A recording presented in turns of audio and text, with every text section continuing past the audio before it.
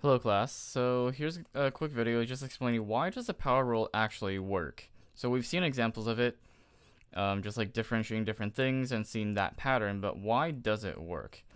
So the first thing that we're going to need to understand is this thing. This is called n choose k. So if you have n number of things and you want to choose k of them, the number of ways that you can choose that is this n choose k. N factorial divided by k factorial times n minus k quantity factorial. And remember, n factorial just means n times n minus 1 times all the numbers down to 1. So n times n minus 1 times n minus 2 times n minus 3 dot dot dot dot dot all the way till 1. So like 3 factorial is the same as 3 times 2 times 1. 4 factorial is 3 times 2 times 4 times 3 times 2 times 1, and etc.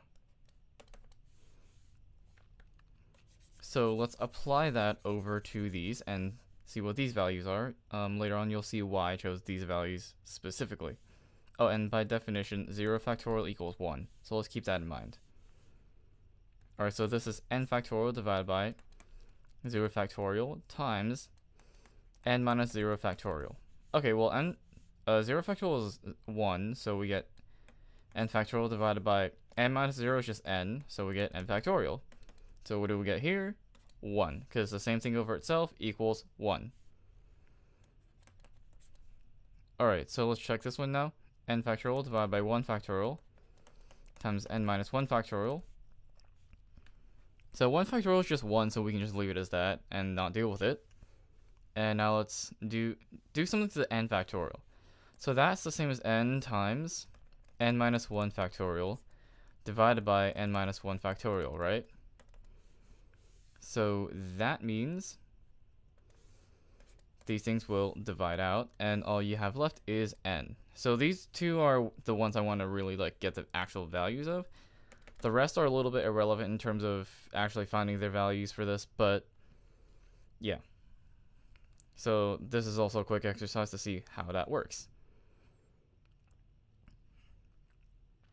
Alright, so let's look at this then.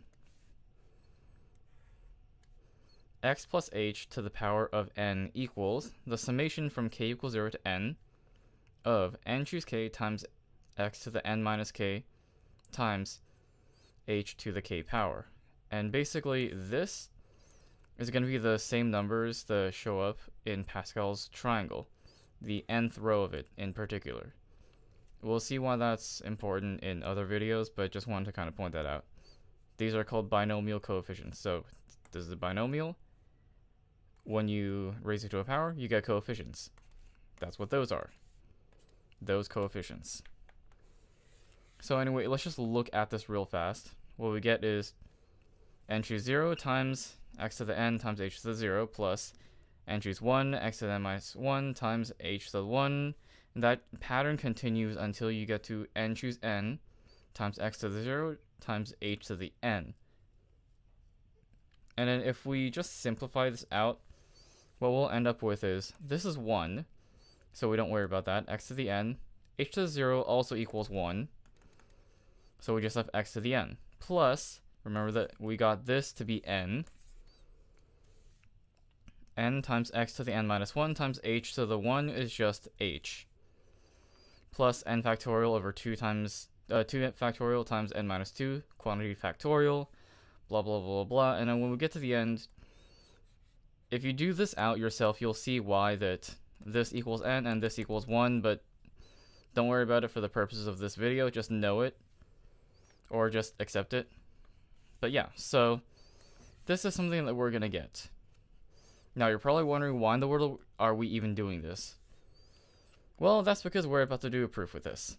So, the derivative of x to the n power. Alright, so this is going to be the limit as h approaches 0 of x plus h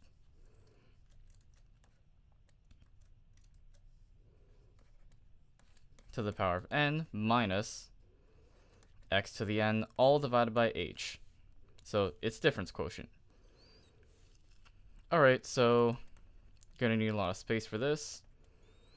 The limit as h approaches 0 of x plus h to the power of n is this. We already got that, so let's actually write that down here. X to the n plus n x to the n minus 1 times h plus that whole thing.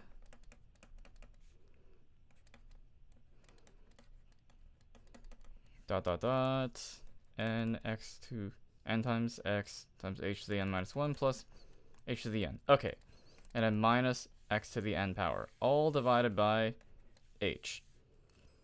Alright, well what happens here then is x to the n can subtract with x to the n over here.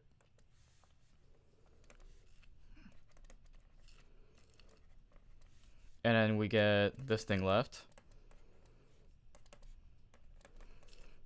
And as I'm writing this, what I want you to do is just notice that there's something interesting that is left. As with every single difference quotient you've taken that has a derivative, you have h's in every single term in the numerator, and you can factor that out. And as a result, you can factor that out and then divide it with this h down here. So let's see what happens when we do that. Factor an h out. We get n times x to the n minus 1. That's going to be one of the important things. And some of you may be able to already see where this is going, since you've done enough difference quotients to realize something interesting happens here. Alright. H to the n minus 2 plus h to the n minus 1. Okay, we're done with that part. All divided by h, and then that h will divide with that h. And then what's left is, you can substitute in the h for 0 now, or 0 for it. You can substitute the 0 in now, and the 0 will happen in certain places. It'll happen here, it'll happen here, it'll happen here, and everywhere in between. So this will all equal 0. So what's the only thing left then? That. So if we substitute in, the only thing that we have left then is n times x to the n minus 1 power. And this is actually what we want to show. We want to show that this is the derivative of x to the n power. So there's the proof for that.